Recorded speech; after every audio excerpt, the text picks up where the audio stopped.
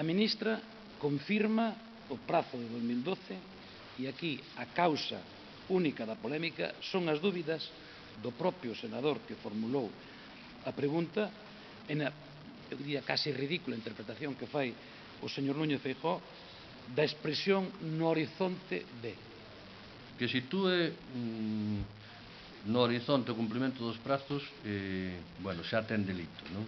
Pero que ademais nos culpabilice a nós simplemente por querer facermos as cousas ben, creo que merece unha resposta moi seria. E merece unha resposta moi seria por parte de todos, e nomeadamente por parte do noso alcalde, que é quen ten a obriga de defender os intereses de Ourense por riba de calquera outro tipo de consideración. A ministra dice literalmente que un cambio de trazado tan importante como o acordado para Ourense pode producir retrasos. Insisto, dice, pode producir retrasos, pero engade con toda a contundencia que eso non quere dicir que se vaya a producir.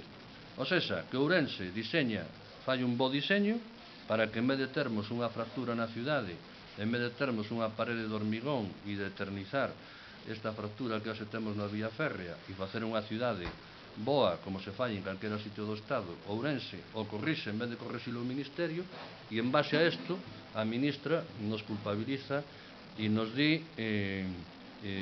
bueno, pues que o AVE se vai retrasar por mor da nosa actitude. Confío plenamente na decisión do Goberno de España e do Presidente da Xunta de que o AVE a Ourense estará rematado no 2012, con horizonte ou sin horizonte.